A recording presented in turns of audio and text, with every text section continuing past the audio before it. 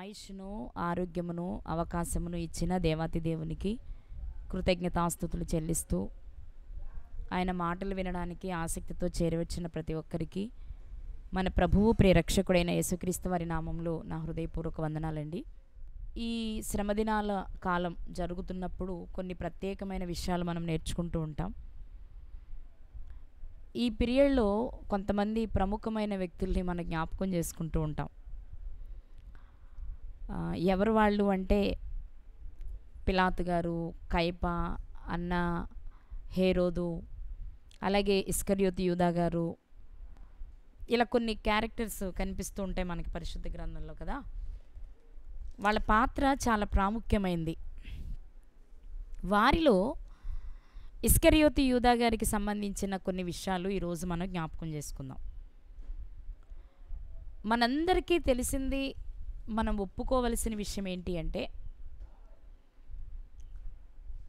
ఇస్కరియోతు యూదా గారిని ఒక నమ్మక ద్రోహి అనొచ్చు.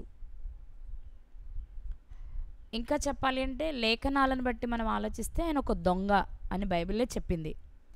ద్రోహి అని బైబిల్ చెప్పింది, దొంగ అని కూడా బైబిల్ చెప్పింది కదా. యోహాను సువార్త 12వ అధ్యాయంలో మనం చదువుతాం, డబ్బు సంచి అతని దగ్గర ఉన్నందున దొంగిలించుచూ వచ్చెను అనే మాట మనం చూస్తాం.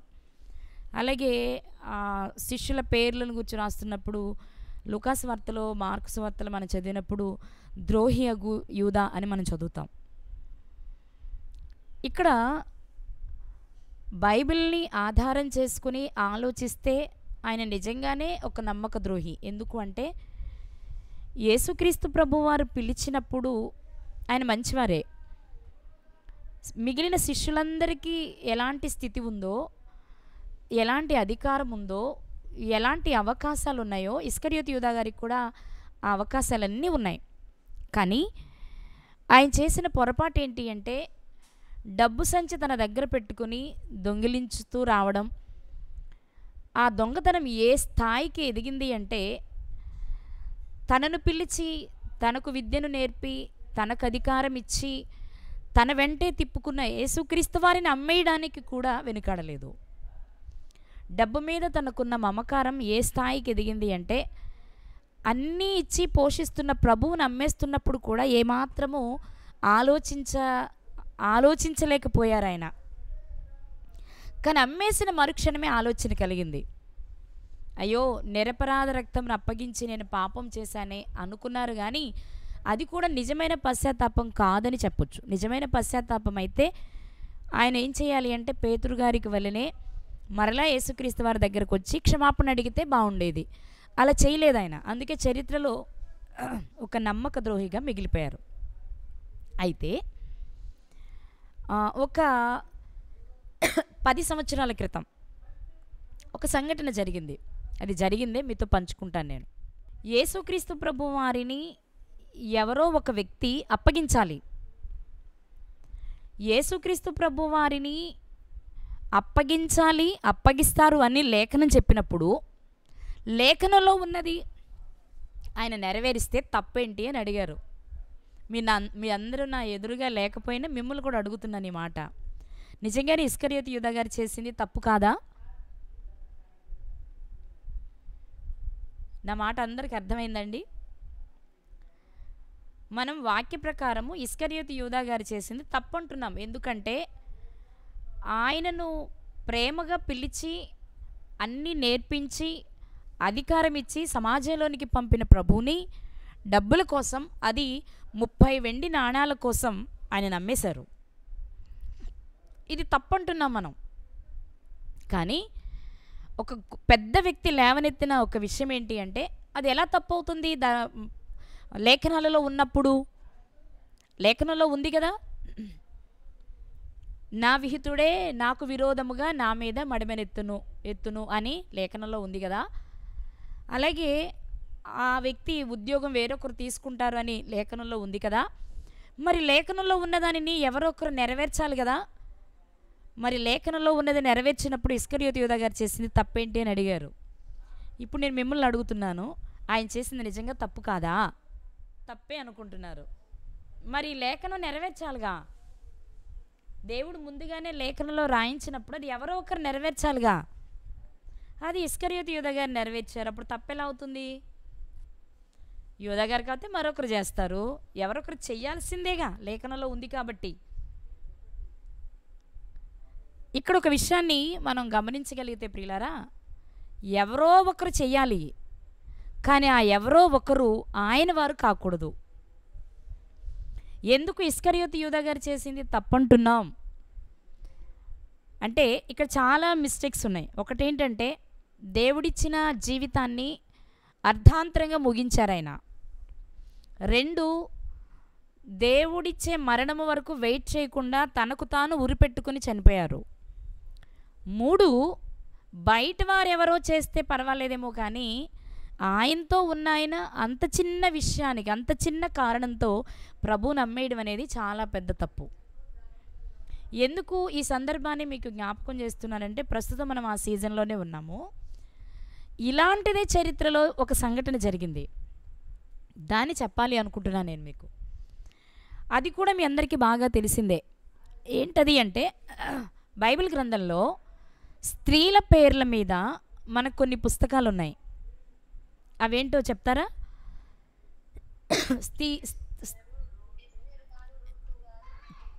వెరీ గుడ్ అండి. ఎస్తేరు గ్రంథము, రూతు గ్రంథము, ఈ 2 పుస్తకాలు మనకు కనిపిస్తాయి స్త్రీల పేర్ల మీద కదా. మిమ్మల్ని అడుగుతాను, రూతు గారు ఎవరు? ఎస్తేరు గ్రంథాన్ని ప్రక్కన పెడదాం, ఈరోజు రూతు గ్రంథం మీద కాసేపు మాట్లాడుకుందాం మనం. రూతు గారు ఎవరు అని బైబిల్ని అడిగితే ఆమెకు మోయాబీరాలు అని సమాధానం కదండి. నేను అంటాను, రూతు గారు మోయాబీరాలు కదా. మోయాబీరాలు పేరు పరిశుద్ధ గ్రంథంలో ఒక పుస్తకానికి పెట్టబడింది, కానీ రూతు గారి అత్తగారైన నయోమి గారు ఒక ఇశ్రాయేలీరాలు, ఇంకా చెప్పాలంటే ఒక యూదురాలు కదా. అసలు రూతు గారు మనకు పరిచయం అవడానికే కారణం నయోమి గారు కదా. మరి నయోమి గారి పేరు మీద ఎందుకు గ్రంథం లేదు? ఎక్కడో ఉన్నటువంటి ఒక అన్యురాలైనటువంటి, ఒక విధవరాలైనటువంటి రూతు గారి పేరు మీద 66 పుస్తకాలలో ఒక పుస్తకం తన పేరుతో నమోదు చేయడానికి ఆమె జీవితంలో ఉన్న గొప్పతనం ఏంటి? మనం ఈరోజు ఆలోచన చేస్తే 66 పుస్తకాలలో పేరు ఉండటమే కాదండి, మరలా ఆమెకు నూతన జీవితం వచ్చింది. మంచి వ్యక్తి భర్తగా వచ్చాడు బోయాజు గారు. రాహాబు గారికి కోడలయ్యింది. యేసుక్రీస్తు వారి వంశావళిలో తన పేరును నమోదు చేసుకుంది. ఇన్ని పొందడానికి రూతు గారికి ఉన్న గొప్పతనం ఏంటి? అవకాశం ఉన్న కోల్పోయిన నయోమి గారి జీవితం ఏంటి అనేది రాత్రి మనం ఆలోచన చేయాలి. ఇస్కరియోతు యూదా గారి జీవితంలో మనం ఆలోచన చేస్తే ఆ కాలంలో ఎంతోమందికి లేని గొప్ప అవకాశం దేవుడు ఆయనకి ఇచ్చారు. ప్రభువును వెంబడిస్తూ, ఆయన అడుగుజాడల్లో నడుస్తూ, ఆయన చూపించిన ప్రతిదానిని నేర్చుకుంటూ తన జీవితాన్ని అందంగా మిగిలిన అపోస్తుల వలె దేవుని పని కొరకు అర్పించుకుని త్యాగమూర్తిగా, లేకపోతే ఒక హతసాక్షిగా చరిత్రలో మిగిలే అవకాశం ఇస్కరియోతు యూదా గారికి కూడా వచ్చింది. కానీ దాన్ని వాడుకోవడం ఆయనకి చేతకాలేదు.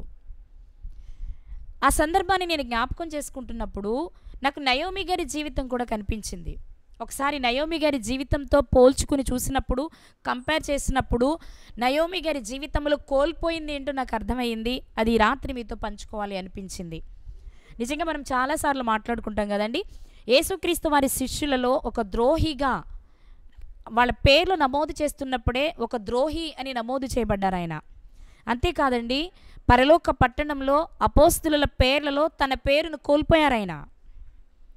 ప్రతి విషయంలో ఇస్కరియోతు యూదా గారికి అవకాశం వచ్చినా చేజార్చుకున్నారు. ఆయన యూదుడే, అలానే అన్యుడేం కాదు. కానీ ఆయనకు లేని అవకాశం మత్తీ గారు సంపాదించుకున్నారు. ఇప్పుడు ఈ రాత్రి నయోమి గారి జీవితాన్ని కొంచెం సేపు మనం ధ్యానం చేసుకుందాం, ఇస్కరియోతు యూదా గారిని మనస్సులో పెట్టుకుని. నయోమి గారి జీవితాన్ని గతంలో కూడా మనం స్టడీ చేసాం. అప్పుడు ఆమెదంతా పాజిటివ్గా చూసాం, ఆమె పాజిటివ్ కోణంలో ఆలోచించాం ఆమెని.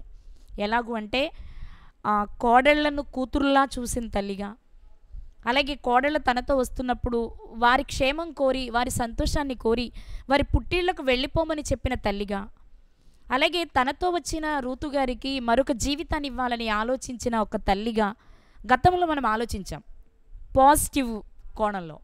ఈ రాత్రి ఆమె జీవితంలోనే మరొక కోణాన్ని మనం ఈరోజు ఆలోచన చేద్దాం ప్రియులారా. అంతా తెలిసిందే కాబట్టి విషయాన్ని మాత్రమే మీతో పంచుకోవడానికి ప్రయత్నం చేస్తాను నేను. రూతు గ్రంథము ఎప్పుడు జరుగుతుంది, ఎప్పుడు జరిగింది అంటే గతంలో మనం మాట్లాడుకున్నాం. న్యాయాధిపతులు ఏలుతున్న కాలం అది. ఇంకా చెప్పాలి అంటే ఒక మాట గతంలో కూడా చెప్పాను నేను 2-3 సార్లు, మళ్ళీ చెప్తాను కొత్త వారి కొరకు. ఒక మాట చూద్దాం. రూతు గ్రంథము 1వ అధ్యాయము 1వ వచనము. రూతు గ్రంథము 1వ అధ్యాయము 1వ వచనంలో, న్యాయాధిపతులు ఏలిన దినములయందు దేశంలో కరువు కలుగగా. ఇక్కడ న్యాయాధిపతులు ఏలుతున్న కాలం పూర్తవలేదు, మధ్యలోనే ఉంది. అలాంటి తరుణంలో వచ్చింది ఒక భయంకరమైన కరువు. అది ఎప్పుడు అని గనక మనం ఆలోచన చేస్తే పండితులు చెప్పిన మాట, నిఘంటువులు చెప్తున్న మాట, బైబిల్ కూడా సమర్థించిన మాట ఏంటి అంటే న్యాయాధిపతుల గ్రంథము 6వ అధ్యాయము, న్యాయాధిపతుల గ్రంథము 6వ అధ్యాయంలో 6వ వచనంలోని 2వ లైన్ నుంచి మనం చదువుకుందాం. ఇశ్రాయేలీలు మిద్యానీయుల వలన మిక్కిలి హీన దశకు వచ్చినప్పుడు. ఇక్కడ మీరు 2వ వచనం అంటే మొదటి నుండి చదువుకున్న 6వ అధ్యాయము, ఇక్కడ ఏం కనిపిస్తుందంటే ఇశ్రాయేలీలు మిద్యానీయుల చేతిలోనికి వెళ్ళిపోయారు. 2:6 2 చూసుకోండి, మొదటి నుంచి చదువుకుంటే ఇంకా మంచిది. ఇక్కడ మనకు కనిపించే విషయం ఏంటంటే ఇశ్రాయేలీలు దేవునికి విరోధంగా దేవునిని మరచిపోయి బ్రతుకుతున్నప్పుడు దేవుడు ఏదో ఒక కన్యరాజు చేతికి ఇశ్రాయేలును అప్పగిస్తూ ఉండేవారు. అలాగే మిద్యానీయుల చేతిలోనికి వెళ్ళిపోయినప్పుడు మిద్యానీయులు చాలా భయంకరంగా బాధ పెడుతున్నప్పుడు మీరు అక్కడ చూస్తేనండి, 4వ వచనం చదివితే, వారి ఎదుట దిగి, ఎవరు మిద్యానీయులు ఇశ్రాయేలీయుల ఎదుట దిగి గాజాకు పోవునంత దూరము భూమి పంటను పాడు చేసి ఒక గొర్రెను గాని ఎద్దును గాని గాడిదను గాని జీవన సాధనమైన మరి దేనిని గాని ఇశ్రాయేలీలకు ఉండనియ్యలేదు. ఏమీ లేవు, పంటంతా పాడు చేశారు, పశువులన్నీ తీసుకువెళ్ళిపోయారు. అలాంటి స్థితిలో ఇశ్రాయేలీలు మిక్కిలి హీన దశకు వచ్చేసారు. అప్పుడే భయంకరమైన కరువు. ఇంకా మీరు చూస్తే 2వ వచనంలో, వారు నిలవడానికి స్థలము లేక కొండలలోనున్న వాగులను గుహలను దుర్గాలుగా చేసుకుని జీవిస్తూ ఉన్నారు. ఇంకా చెప్పాలంటే మీకు ఇంకా ఈజీగా అర్థం కావాలి అంటే గిద్యోను గారు న్యాయాధిపతిగా రావడానికి ముందు జరుగుతున్న సన్నివేశం ఇది. మనకు తెలుసు కదండి, గిద్యోను గారు 300 మందితో మిద్యానీయులను ఓడించడము మనకు తెలుసు. ఒక గొప్ప వ్యక్తిగా, న్యాయాధిపతుల్లో ఒక గొప్ప వ్యక్తిగా మనకు కనిపిస్తూ ఉంటారు గిద్యోను గారు. గిద్యోను గారు న్యాయాధిపతిగా రావడానికి ముందు జరుగుతున్న పరిస్థితులు ఏంటి అంటే ఇశ్రాయేలీలు మిద్యానీయుల చేతిలోనికి వెళ్ళిపోయినప్పుడు వారు ఇశ్రాయేలీని మిక్కిలి హీన దశకు తీసుకొచ్చేసారు. తినడానికి తిండి లేదు, మనకు తెలుసు కదా.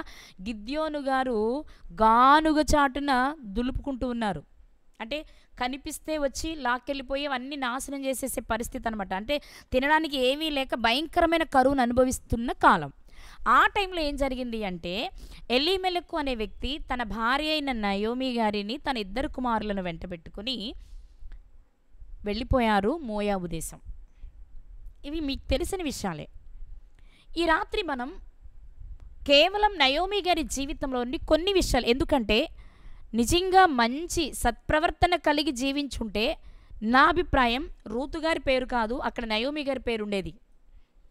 ఏంటి ఆమె చేసిన పొరపాటు తెలుసా తెలియక తర్వాత సంగతి, కానీ ఏంటి ఆమె చేసిన పొరపాటు అని కనుక మనం ఆలోచిస్తే మొట్టమొదటి పొరపాటు ఏంటి అంటే దేవుడు ఇశ్రాయేలు ప్రజలకు చెప్పిన మాట ఏంటి అంటే, మీరు కనాను భూభాగం చేరిన తర్వాత మోయాబీలతో కానీ అమ్మోనీలతో కానీ ఎప్పటికీ మీరు కలుసుకోకూడదు, 10 తరాలైనా సరే మీరు వాళ్ళతో కలవకూడదు అనే విషయాన్ని దేవుడు ముందే చెప్పారు. ఒకసారి ఆ మాటను కూడా మనం చూసుకుందాం. ద్వితీయోపదేశ కాండము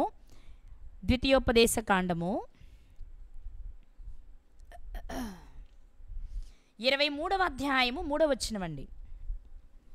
ద్వితీయోపదేశ కాండము 23వ అధ్యాయము 3వ వచనంలో, అమ్మోనీయుడే కానీ మోయాబీయుడే కానీ యెహోవా సమాజంలో చేరకూడదు, వారిలో 10వ తరము వారైనను ఎన్నడను యెహోవా సమాజంలో చేరకూడదు. వాళ్ళు వీళ్ళల్లోనూ చేరకూడదు, వీళ్ళు వాళ్ళల్లోనూ చేరకూడదు.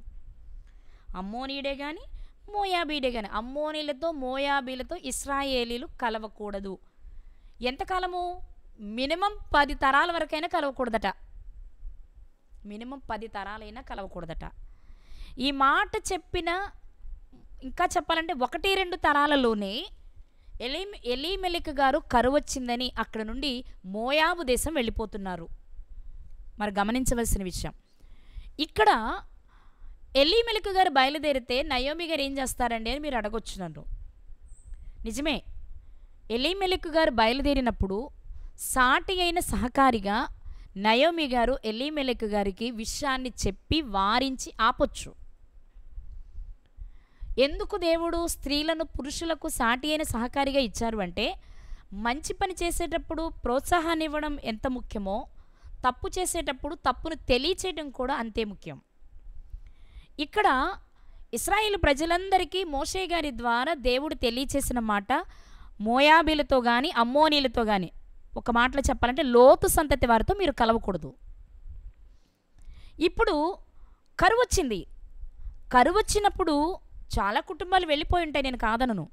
కానీ వెళ్ళిన వారిలో ఎలీమెలెకు కుటుంబం ప్రత్యేకంగా వ్రాయడానికి కారణం ఏంటి అంటే, నేను అంటాను రూతు గారిది హాఫ్ పార్టే.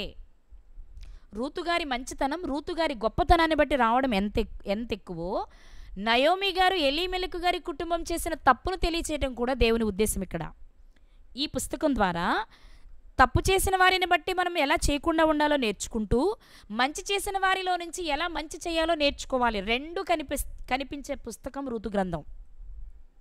ఇక్కడ ఎలీమెలెకు గారు బయలుదేరడమే తప్పు. ఒకవేళ బయలుదేరినా నయోమి గారు ఏం చేయాలి అంటే, ఏమండి మన దైవజనుడు ప్రవక్త మోషే గారి ద్వారా దేవుడు మనకు తెలియచేశారు కదా, మనం ఎటైనా వెళ్దాము కానీ మోయాబీల మధ్యలోనికి అమ్మోనీల మధ్యలోనికి మనం వెళ్ళకూడదు అనే సంగతిని ఒక తల్లిగా, ఒక స్త్రీగా, ఒక భక్తి కలిగిన తల్లిగా ఆమె చెప్పాలి భర్తకి. మొదటి విషయం ఏంటంటే ఆమె చెప్పలేదు. ఎందుకండి ఆమె మీద నేరం అంటే, ఎలీమెలెకు గారిది తప్పే, నేను కాదనట్లా. కానీ ఈమె తప్పు, ఈమె వైపు ఎందుకు వస్తున్నాను అంటే చాలా రీజన్స్ ఉన్నాయి. ఒకటి, భర్తకి చెప్పలేదు. భర్తని అంటే మీరు అనుకోవచ్చు, చెప్తే వినేస్తారండి, అందరు భర్తలు వినరు కదా, వాళ్ళ మాటే పై చేయి కదా అని. నేను అంటాను, చెప్పవలసిన రీతిలో చెప్తే ప్రపంచంలో 99% స్త్రీల మాటలు భర్తలు వింటారు, ఆ 1% వినరు. ఎంత కఠినులైనా, ఎంత మూర్ఖులైనా ఒకవేళ చెప్పిన వెంటనే వినకపోవచ్చేమో కానీ తర్వాత అయినా ఆలోచించుకుంటారు. ఏదో ఒక కోణలో ఒప్పుకున్నట్టు కాకపోయినా భార్యలు చెప్పిన మాటే వింటారు. ఇది నేను గమనించినంత వరకు. ఒకవేళ మీరు 99 అయిపోతే 90% అని వేసుకోండి, కానీ ఖచ్చితంగా జరుగుతుంది. కానీ చెప్పే విషయంలో, చెప్పే విధానంలో చెప్పకపోవడం వల్ల లోపం జరుగుతూ ఉంటుంది ప్రియులారా. ఎందుకంటే బైబిల్ చెప్పింది కదా, భర్తలు ఒకవేళ మంచివారు కాకపోతే తమ భార్య నడవడి వలన రాబట్టుకోవచ్చు అని చెప్పింది. అంటే భార్యల ప్రవర్తన బట్టి దేవునిలోనికే తేగలిగినప్పుడు ఒక మంచి విషయం పిల్లల కొరకో కుటుంబం కొరకో చెప్పే విషయాలు భర్తలు వినరా? ఖచ్చితంగా వింటారు. కానీ చెప్పవలసిన రీతిలో మనం చెప్పకపోవడం వల్లనే వారు వినలేకపోతున్నారు, లేక చెప్పేటప్పుడు మనం చేయకుండా చెప్పడం వలన వారు వినలేకపోతున్నారు అనేది వాస్తవం.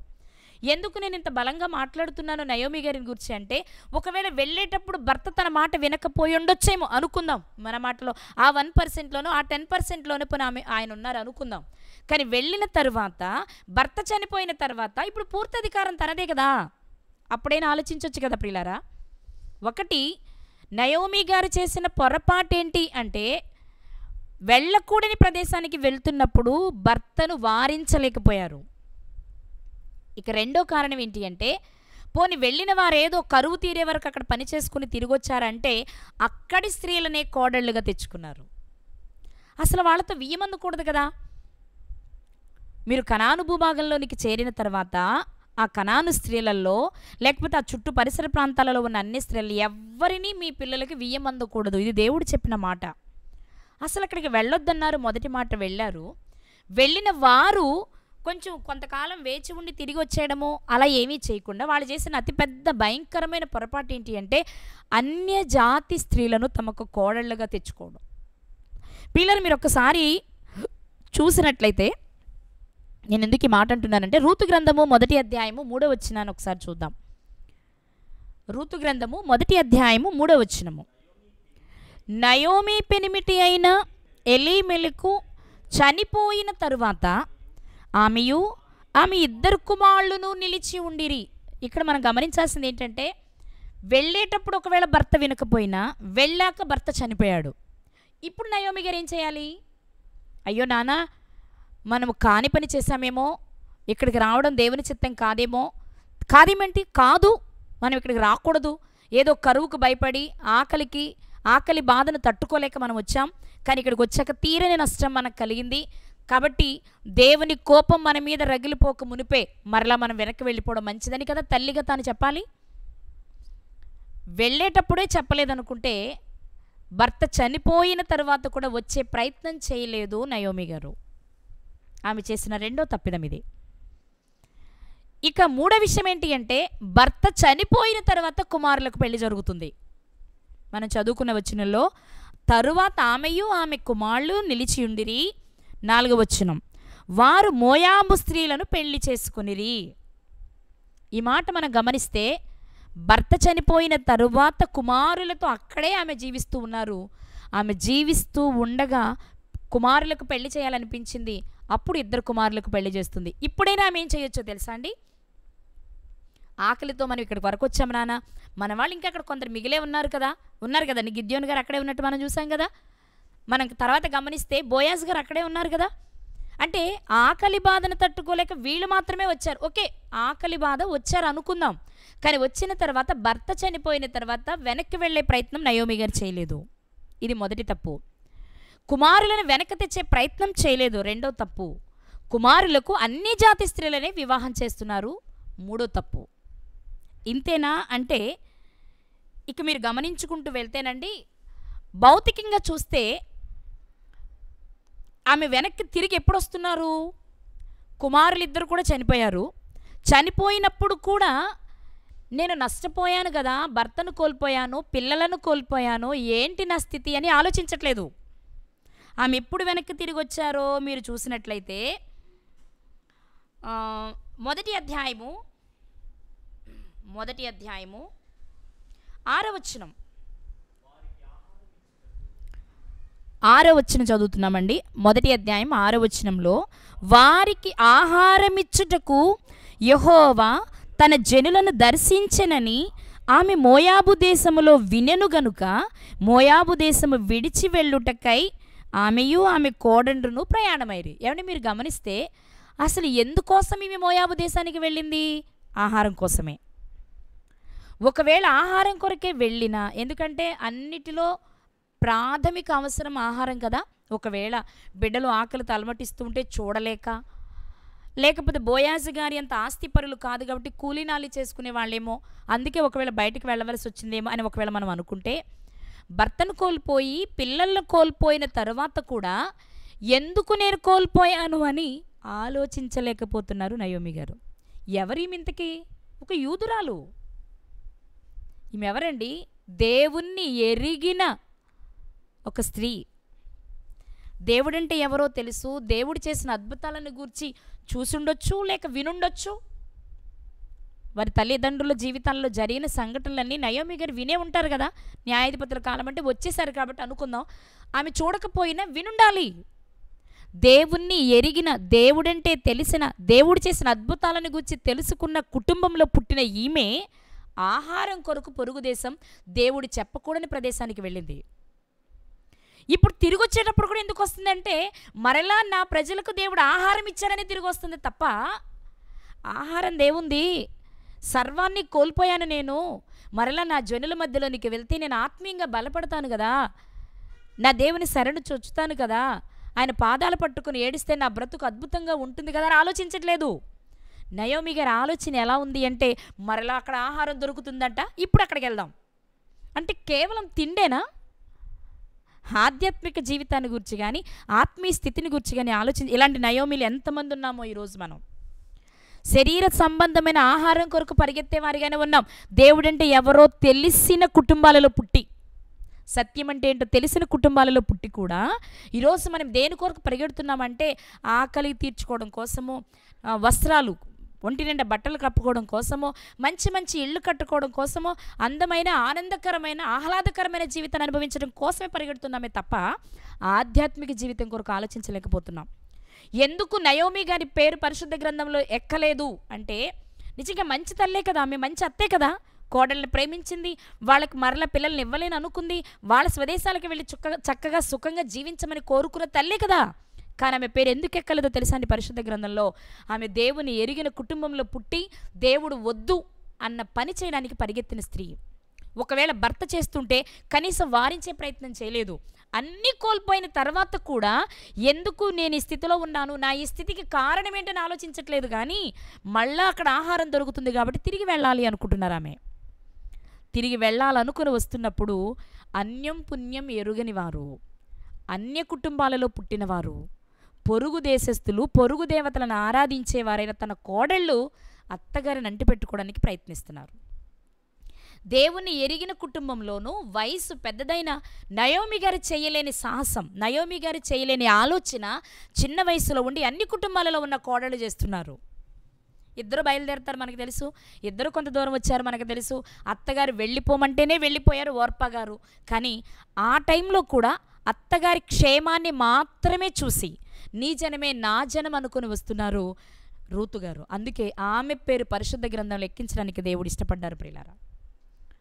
ఇక్కడ నేనేం చెప్పాలనుకుంటున్నానంటే, మీలో చాలామందికి వచ్చే ప్రశ్న ఏంటంటే, ఇస్కరియోతు యూదా గారి దగ్గర నుంచి ఇక్కడికి ఎందుకు వచ్చారు, ఏం చెప్తున్నారు, మాకు తెలిసిన విషయాలు అనుకుంటారు మీరు.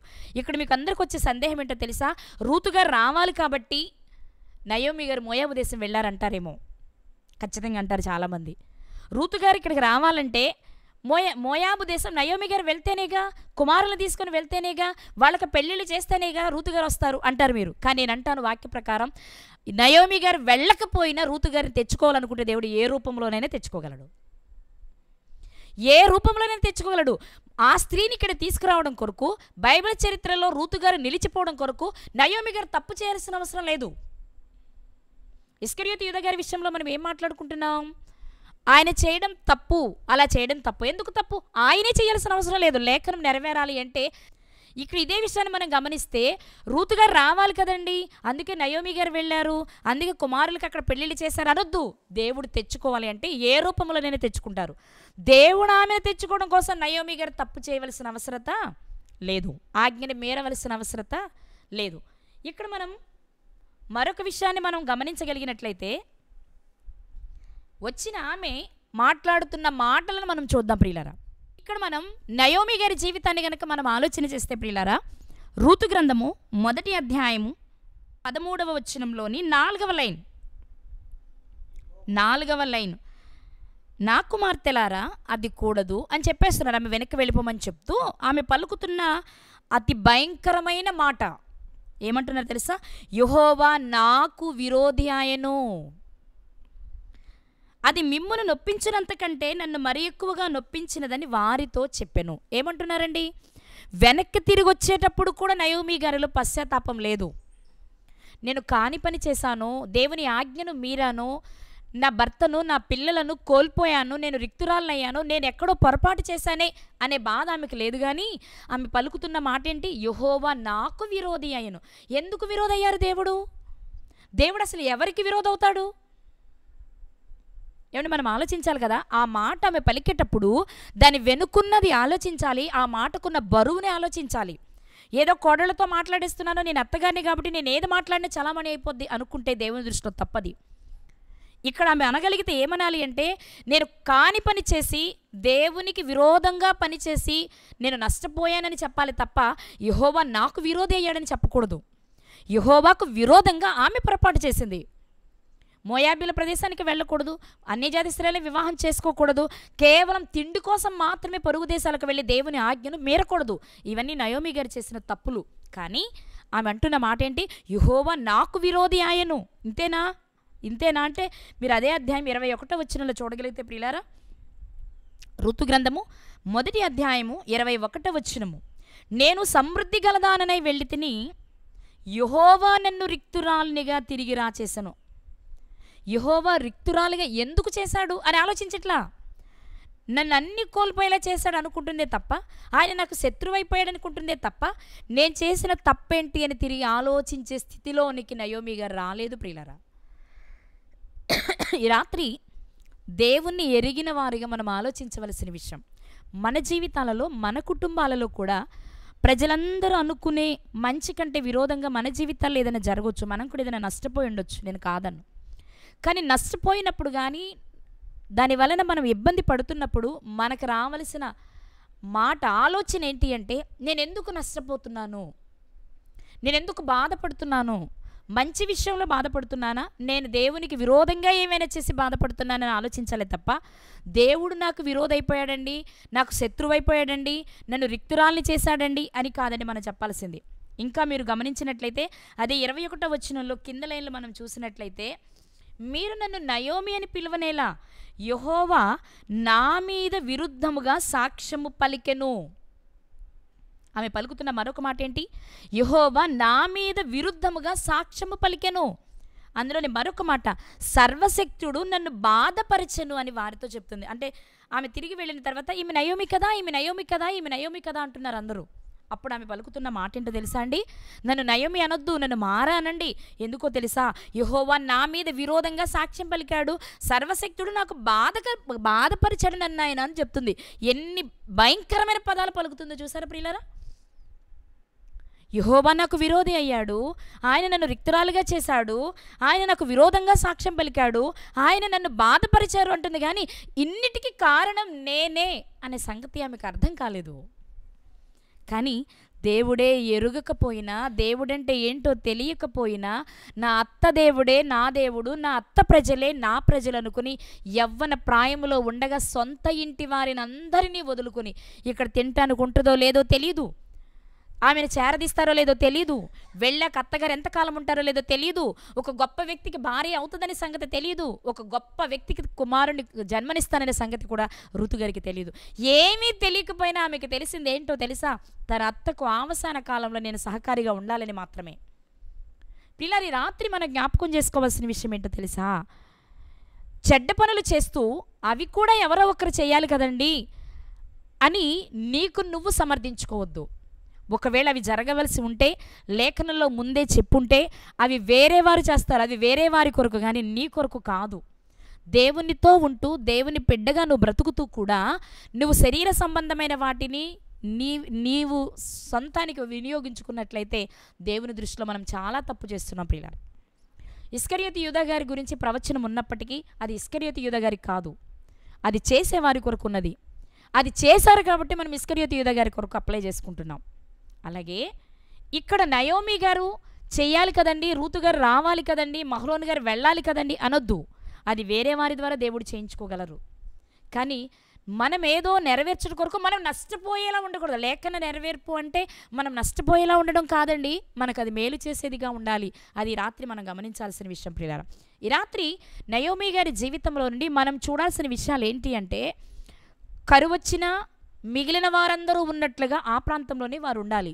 ఒకవేళ వెళ్ళవలసి వస్తే భర్త ఫోర్స్ చేస్తే భర్తకు చక్కగా చెప్పుకోవాలి. ఒకవేళ భర్తకు చెప్పడం ఆమె వల్ల కాకపోతే భర్త చనిపోయినప్పుడైనా తిరిగి రావాలి. అది కాదు అంటే పిల్లలు చనిపోయినప్పుడైనా తిరిగి రావాలి. అది కాదు అంటే తిరిగి వచ్చేటప్పుడైనా ఆమెకు అర్థం కావాలి నేను ఎందుకు నష్టపోయాను అని. తప్ప దేవునిని నిందించే వారిగా మనం ఉండకూడదు పిల్లారా. ఒక మాట మనం ఈ వచనాన్ని ఆధారం చేసుకుంటే అసలు దేవుడు ఎవరికి శత్రువు అవుతారు, దేవుడు ఎవరికి విరోధవుతాడు? బైబిల్ చెప్పింది. దేవుడు నాకు విరోధయ్యాడనే మాట అలవోకగా పలికేశారు కానీ నయోమి గారు అసలు దేవుడు ఎవరికి శత్రువు అవుతారో కూడా బైబిల్ చెప్పింది. అది చూస్తే ఆ మాట ఖచ్చితంగా నయోమి గారికి కనెక్ట్ అవుతుంది, అప్లై అవుతుంది. మనం ఒకసారి చూడగలిగితే ప్రియులారా చూద్దాం ఒకసారి. యాకోబు గారు రాసిన పత్రిక 4వ అధ్యాయం, యాకోబు గారు రాసిన పత్రిక 4వ అధ్యాయము మొదటి నుండి చదువుకుందాం. మొదటి నుండి 4 వచనాలు చదువుకుందాం. మీలో యుద్ధములను పోరాటములను దేని నుండి కలుగుచున్నవి? మీ అవయవములలో పోరాడు మీ భోగేచ్ఛల నుండియే కదా. మీరు చాలా జాగ్రత్తగా నయోమి గారిని దృష్టిలో పెట్టుకుని ఈ మాటలు ఆలోచిస్తూ చదవండి. యుద్ధము పోరాటము ఎందుకు కలుగుద్దంటే మన అవయవాలలో పోరాడే భోగేచ్ఛల నుండియే కదా. కరువు వచ్చింది కానీ కరువులోనే ఆ ప్రాంతాన్ని వీడకుండా అక్కడే ఉండి చాటుగా దుళ్ళు కొట్టుకుంటూ దొరికినప్పుడు తింటూ దొరకనప్పుడు పస్తులున్నవారు చాలామంది లేరు. మరి నయోమి గారి కుటుంబం ఎందుకు వెళ్ళిపోయింది? మంచి ఆహారము ప్రతిదినము కావాలి. నా మాట అర్థమైందండి? ప్రతిదినము ఆహారం కావాలి, ఆహారం కావాలి, ఆహారం కావాలి. కడుపే దేవుడు. ఆహారం కావాలి, కావాలి కదండి, అవును కావాలి. కానీ నీ ఆహారం కొరకు ఆజ్ఞను అతిక్రమించకూడదు. ఇది మర్చిపోవద్దు మనం. మోయాబు దేశం వెళ్లకుండా ఉంటే మరోలా ఉండేది కదా. మోయాబు దేశం వెళ్లకుండా ఉంటే మరోలా ఉండేది కదండి. కానీ ఇక్కడ ఎందుకు వెళ్ళిపోతున్నారు ఆవిడ? కడుపు నిండాలి, నా కడుపు నిండాలి, నా భర్త కడుపు నిండాలి, నా పిల్లల కడుపు నిండాలి, మేము మంచిగా తినాలి, సమృద్ధిగా తినాలి, సమృద్ధిగా తినాలి. కానీ ఆమె చెప్పింది కదా, సమృద్ధి గలదాననై వెళ్ళి తిని రిక్తురాలుగా వచ్చి తిని. కడుపు కోసం వెళ్ళావు, కడుపుని పుట్టిన బిడ్డలను పోగొట్టుకొని వచ్చావు. ఈరోజు ఈ రాత్రి మనం ఆలోచించవలసిన విషయం, నువ్వు ఎక్కడికైనా వెళ్ళు, కానీ నువ్వు వెళ్ళే ముందు ఆజ్ఞను మీరుతున్నావా అని ఆలోచించాలి. ఆజ్ఞ మీరే పని అయితే నీ కడుపైన కట్టుకో తప్ప ఆజ్ఞను మీరి పాపం మాత్రం చేయకు. అది నేర్పడానికి ఈ రాత్రి దేవుడు మనకి ఈ విషయం చెప్తున్నారు. అంటూ ఇంకా ఆయన చెప్తున్న మాట, మీరు ఆశించుచున్నారు కానీ మీకు దొరుకుటలేదు, నరహత్య చేయుదురు, మత్సరపడుదురు కానీ సంపాదించుకొనలేరు, పోట్లాడుదురు, యుద్ధము చేయుదురు కానీ దేవుని అడగనందున మీకేమీ దొరకదు. నిజంగా ఈ అడగడం అనే పనే, భోగేచ్ఛ లేకుండా చేసే పనే నయోమి గారు చేస్తుంటే తన బ్రతుకు మరోలా ఉండేదేమో కదండి. దేవా మా పరిస్థితి ఏంటి? మిగిలిన వారందరూ మొరపెడుతున్నారుగా, కాదా? మనం ఆ న్యాయాధిపతుల గ్రంథం 6వ అధ్యాయం 6వ వచనం ఆఖరి మాట అదే చదువుతాం. వారంతా యెహోవాకు మొరపెడుతుంటే మొరపెట్టే పనిని తప్పించుకొని కడుపు నింపుకోవడం కోసం ఆజ్ఞని మీరు మోయాబు దేశానికి వెళ్ళింది ఈ కుటుంబం. మీరు అడగనందున మీకేమీ దొరకలేదు, మీరు అడిగినను మీ భోగముల నిమిత్తము వినియోగించుటకై దురుద్దేశముతో అడుగుదురు గనుక మీకేమీ దొరకదు అంటూ, వ్యభిచారునులారా, ఈ లోక స్నేహము దేవునితో వైరమని మీరెరుగరా? కాబట్టి ఎవడు ఈ లోకముతో స్నేహము చేయగోరునో వాడు దేవునికి శత్రువు. దేవుడు ఎవరికి శత్రువు? లోకంతో స్నేహం చేసేవారికి. లోకంతో స్నేహం అంటే కడుపు నింపుకోవడం తప్ప అంటారు మీరు. తప్పు కాదు, కానీ కడుపు నింపుకోవడం కోసం ఆజ్ఞను మీరడం తప్పు. కడుపు నింపుకోవడం కోసం ఆజ్ఞను మీరడం తప్పు. ఇక్కడ మీరు గమనిస్తే, లోకముతో ఎవరు స్నేహం చేస్తారో వారు దేవునికి శత్రువులు. ఇప్పుడు మీరు చెప్పండి, యెహోవా ఎందుకు నయోమి గారికి శత్రువై? అసలు శత్రువు ఆయన కాదు, ఈమె ఆయనకి శత్రువైంది. మొదటి విషయం. ఒకవేళ దేవుడే విరోధి అయినప్పటికీ కారణం ఏంటి? ఈమె లోకాన్ని స్నేహించింది, ఈమె కడుపు నింపుకోవడానికి ప్రాధాన్యతనిచ్చింది, తన కడుపే తన దేవుడు అనుకుంది. మిగిలిన వారితో పాటుగా కష్టపడుతూ మిగిలిన వారితో పాటు దేవుని అడిగే పనిలో ఆమె లేదు. ఆ ఆలోచన కూడా ఎప్పటికీ రాలేదు. మీరు అనొచ్చు, అంత చెడ్డదేం కాదు కదండి, మరి తర్వాత రూతు గారికి బోయాజు గారిని ఇచ్చి పెళ్లి చేయడంలో తన పాత్ర ఉంది కదా అని మీరు అనొచ్చు. ఉంది, కాదనను. కానీ నేను మాట అంటాను, ఆ స్థితికి ఆమె ఎప్పుడొచ్చింది అంటే, రూతు గారు తనకంటే చిన్నదైన వయసులో పొరుగు దేశస్తురాలైన అన్యురాలైన అత్త క్షేమం కోరి అన్నీ వదులుకొని ఏ రోజైతే వచ్చిందో అప్పుడు ఈమెలో మార్పు వచ్చి ఉండాలి. తాను తినడానికి బోయాజు గారు పేలాలు పెడితే అందులో కూడా సగం తిని సగం అత్త కొరకు దాచింది చూడండి, అది చూసినప్పుడు ఈమెకు మనసు కలుగుంటుంది. నా అభిప్రాయం ఇది నా అభిప్రాయం. ఇంత మంచి మనసు నయోమి గారికి మొదటే ఉంటే అన్ని విషయాలలో దేవునికి అనుకూలంగా ప్రవర్తించేవారు. మాటలో కూడా, నోటి మాటలో కూడా మీరు గమనించాలి, నోటి మాటలో కూడా దేవునికి విరోధంగా మాట్లాడేవారు కాదు నయోమి గారు. దేవుని ఎరిగిన స్త్రీ అయ్యుండి ఆమె ఏం మాట్లాడుతున్నారు? దేవుడు నన్ను రిక్తురాలుగా చేశాడు, యెహోవా నాకు విరోధి అయ్యాడు, యెహోవా నా మీద విరోధంగా సాక్ష్యం పలికాడు, నన్ను బాధపరిచారంటుంది ఆమె. అంతేగాని నేను దేవునికి విరోధంగా ప్రవర్తించాను, కష్టాన్ని కొని తెచ్చుకున్నాను, ఆయన నేను చాలా బాధ పెట్టాను, నన్ను క్షమించు ప్రభువా అనట్లేదు. ఆమెలో మార్పు అలా రాలేదండి. మరలా ఇక్కడ ఆహారం దొరుకుతుందని తెలిసి వచ్చింది, తన వెంటే వచ్చింది కాబట్టి కోడలు ఇప్పుడు ఆలోచిస్తుంది కోడలు గురించి. నేను కూడా నీ గురించి ఆలోచించాలి కదమ్మా, నువ్వు నా గురించి ఆలోచిస్తే అని అప్పుడు ఆలోచించారు. అప్పుడు తన సమీప బంధువు కాబట్టి బోయాజు గారి దగ్గరికి వెళ్ళమని చెప్పుంటారు. ఎందుకంటే ఈరోజు మనం చూస్తున్న యాంగిల్ ఆమెలో నెగటివ్ షేడ్ కాబట్టి ఒకసారి మీరు ఆలోచించండి ప్రియులారా.